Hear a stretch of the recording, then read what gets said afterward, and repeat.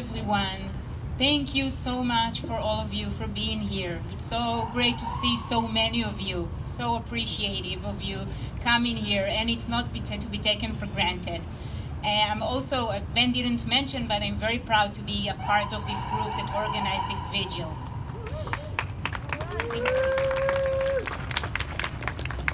First, I want to thank you, Ahmed, so much for being here today. Standing here with you, we acknowledge the unimaginable pain and loss you and your family in Gaza are enduring. If you, Ahmed, can hold onto hope for a shared and peaceful future, so should we.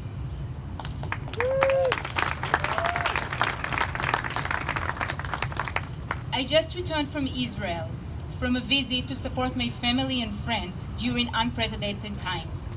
I was struck by the wave of despair, trauma, and sadness everywhere. And I just want to stop here and acknowledge the Palestinian friends we have here in the crowd. I recognize my privilege to be able to visit my family in these times of war. Growing up in Israel-Palestine means navigating through endless crises. But this time, it was different. The sense of heaviness and depression was so intense, in a complete contrast to the optimism and hope I felt during the historic pro-democracy protest in summer last time I was there. The fight for democracy was energizing, and the voices calling for a true Jewish-Arab partnership and the end of the occupation became more and more prominent. Returning to Tel Aviv, this time on the 100th day of the war and since the kidnap, was really shocking. It was like crossing the mirror to the dark side of Kaplan Street I remembered from summer. The crowd seemed so quiet and somber, like they had no air left to shout back. Then we walked to join the 24 hours protest that was held by the families of the kidnapped, of the hostages. And it was so heartbreaking. The families were devastated and hopeless, and the feeling in general was like I arrived to the darkest place on earth. But amidst despair, I observed a change in tone during the week I was there, and this is what I wanted to talk to you about today. The families of the hostages starting to realize Netanyahu's government won't save their loved ones without pressure, and the bereaved families are furious. This rage against the government is something I believe we'll see growing more and more in the upcoming weeks.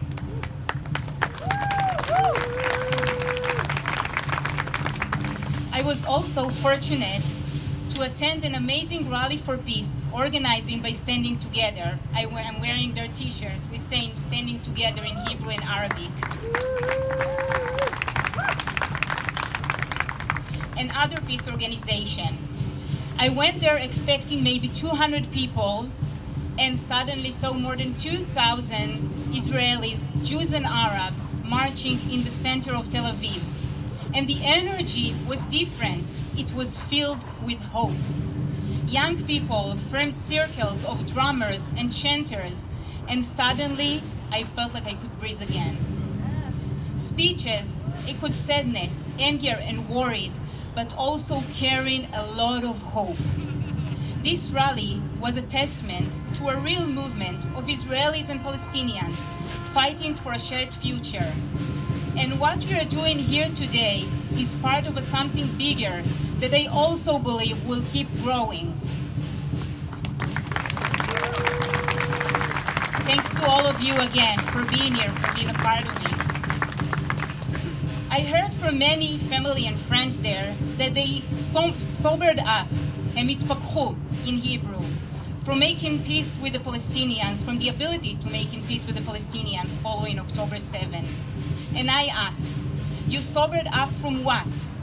We warned of the dangers of Netanyahu's government and the disastrous path we were on for months.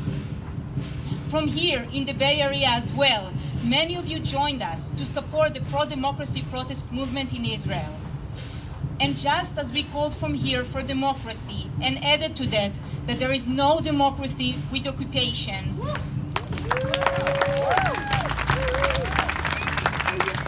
we need to call now There is no victory when people are dying.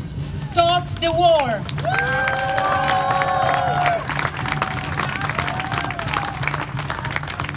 There is no victory without safe return of all the hostages. Bring them home now. There is no victory without equality, safety, and freedom for everyone. Peace is the only solution. It is in our hands to work towards a better future for everyone in the region. Thank you again.